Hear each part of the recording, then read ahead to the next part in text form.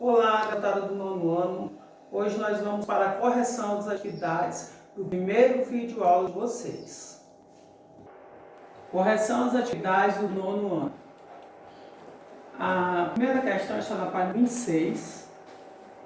A queda da monarquia e o estabelecimento da República no Brasil resultaram de um conjunto de transformações. Sobre isso, responda.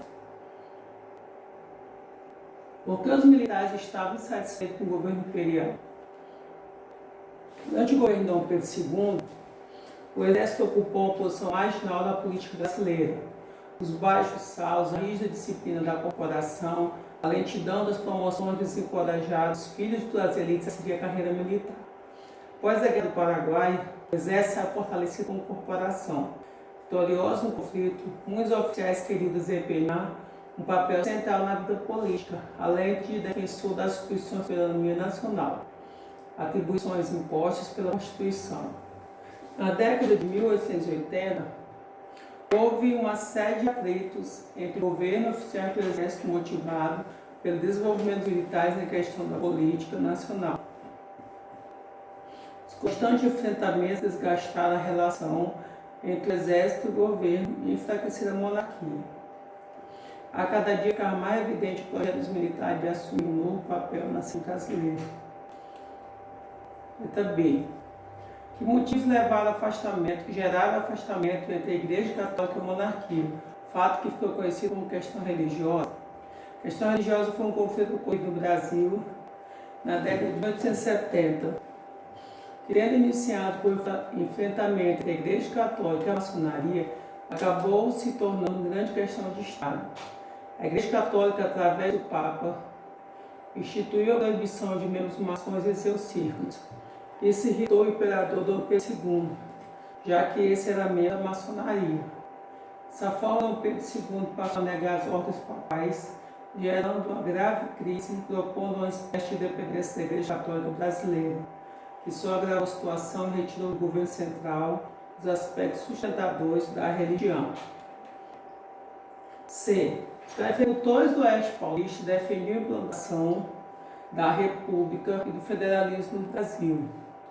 De que forma eles seriam beneficiados com tais mudanças? Para esse grupo, a República poderia assegurar mais autonomia política e financeira para as províncias. Na prática, subornar o Estado aos interesses da economia cafeeira. D. Com a abolição da escravidão em 1838, muitos fazendeiros de café do Vale do Paraíba, tradicionalmente aliados do imperador, também passaram a apoiar o movimento republicano. Por quê? A posse da mão de obra escrava era a base do poder econômico dos proprietários. Por mais que a abolição fosse esperada como algo inevitável, a elite escravagista esperava receber compensações econômicas e garantias fiscais pelas perdas que tivesse com a abolição. Como essas garantias não foram dadas, passaram a se opor ao imperador e defender a República. Eles mesmos controlariam e garantiriam que seus interesses econômicos fossem atendidos. 2. A expressão a seguir são usadas para definir as características do sistema de poder da Primeira República. Explique o significado de cada uma delas. Então, aí, o primeiro conceito é República Oligárquica.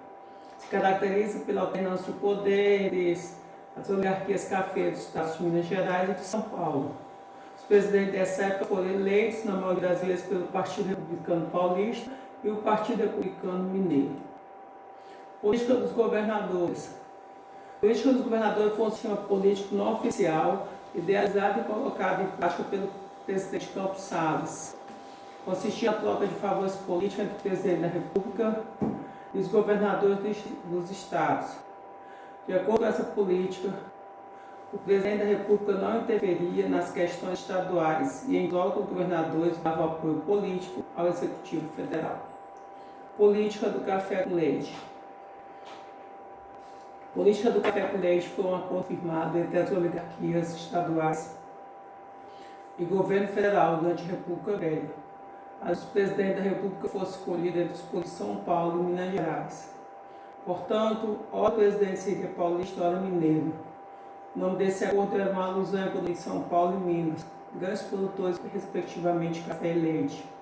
Além disso, eram estados bastante populosos, fortes politicamente e berço de duas principais legendas republicanas, o Partido Republicano Paulista e o Partido Republicano Mineiro.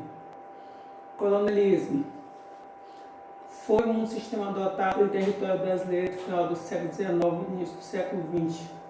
O sistema foi adotado em período de um país republicano. O nome assim foi adotado principalmente pelo fato de que a política e a economia eram controladas pelos ricos fazendeiros chamados de coronéis. O período foi uma experiência bem marcante nos primeiros anos da República no país, envolvendo aspectos tanto políticos e econômicos como também mexendo com a própria estrutura social e cultural do país. A sociedade agora era regida pelo domínio dos coronéis, que por sua vez controlavam não só as suas terras, como também a dos eleitores, que se viam obrigados a votar nos candidatos e lhe eram impostos. Nesse momento do coronelismo, o prestígio desse senhor só era válido conforme o número de votos que lhes foi atribuído. Aí você vai ler o trecho, que está aí na questão 3, e vamos para a letra A. O autor do texto afirma que a República não era para valer. Explica o que ele quer dizer com isso. A frase República não era para valer, o autor quer dizer que as mudanças políticas que os republicanos propunham não mudavam as bases econômicas e sociais do país, de modo que mudava apenas superficialmente, mantendo as mesmas justiças e situações indesejáveis para a maior parte da população. Letra B. Porque o autor considera bilontra quem não levava a sério a política. Eram bilontas por serem espertos, pois souberam reconhecer rapidamente que não se tratava de um movimento sério, e sim de apenas um disfarce das elites que se manteriam no poder. O autor e jornalista Aristides Lobo tem a mesma opinião sobre a postura da população na cidade de Janeiro, frente às transformações que ocorriam naquela época. Explique. Não. Aristides foi um propagandista da República, tendo propagado uma versão idealizada dos acontecimentos de novembro de 1889, insinuando que a população teria aprovado tacitamente, e os historiadores interpretam o período de forma mais crítica. Entre o autor e o jornalista, é consenso que a população participou pouco dos projetos da população da República no Brasil, tendo apenas assistido enquanto a República era proclamada pelas elites, enquanto que os propagandistas da época queriam fazer crer que aquele novo governo era muito querido e popular, com o apoio que ele, na verdade, não tinha.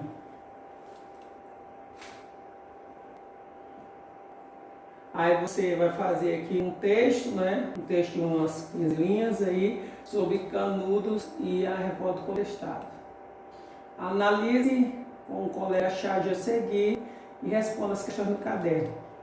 Aí tem, que aspecto da política brasileira no início do século XX, o artista procurou representar na charge.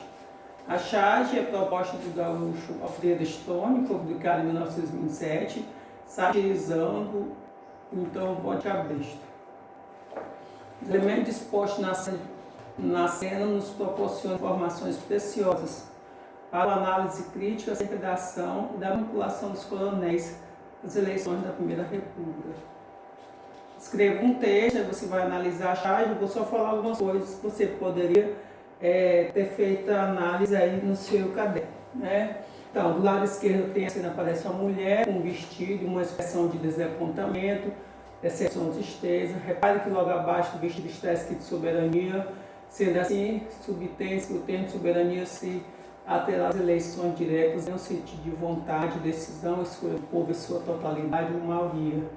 Nesse quesito, reside um aspecto curioso, pois a moça, que é a soberania, encontra-se fora da urna, entre a moça, o político burro, demonstrando o resultado que saiu dentro das urnas, não expressava a vontade do povo, mas sim das oligarquias regionais, que acabavam forçando as pessoas que estavam sob os seus domínios votar em determinados candidatos. Daí talvez seja justificativo da desapontada expressão presente no rosto da moça.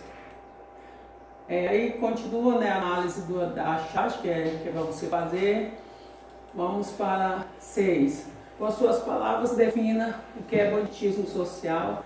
Explique por que os cangaceiros podem ser considerados bandidos sociais. É uma maneira de explicar um tipo específico de crime. geralmente assaltos como sendo consequência de um modelo social profundamente injusto, sendo os bandidos sociais vistos como um grupo que, apesar de promover ações antissociais, colaboram na distribuição de renda. Alguns historiadores, como Hobsbawm, consideram que os cangaceiros eram bandidos sociais, pois, apesar de criminosos, dividiam parte do fruto do seu crime com a população mais pobre, além de combater os latifundiários, que eram as pessoas mais ricas daquela região. Página 39. Qual a relação entre a urbanização e a industrialização do Brasil? A relação entre a industrialização e a urbanização encontra-se no fato de que é o processo industrial que dinamiza as sociedades e atua no sentido de modernizá-las, embora esse não seja o único fator responsável por isso. Assim, ampliam-se os chamados fatores atrativos das cidades, ou seja, o conjunto de características do meio urbano que atrai os imigrantes vindo do campo. Além disso, entre os efeitos da industrialização na urbanização, temos a transformação do meio rural por extensão dos fatores repulsivos do campo, ou seja, os elementos do meio rural responsáveis por enviar de maneira relativamente forçada a população rural para as cidades. Qual foi a importância dos imigrantes para o movimento operário no Brasil? Por que muitos deles chegaram a ser deportados? Os imigrantes europeus foram importantes no desenvolvimento do sindicalismo no Brasil. À medida que trouxeram à Europa experiência política nessa área, já que a industrialização já era uma realidade em muitos países europeus, há mais de um século, quando começa a ser difundida aqui, tem ajudado os trabalhadores brasileiros a se organizarem politicamente para conquistar todos os trabalhadores europeus que já tinham. Foram deportados, pois a sua ação política era ilegal no Brasil, já que o Estado estava sob o controle das elites econômicas, que seriam prejudicadas economicamente caso a sindicalização crescesse. Ok, boa sorte.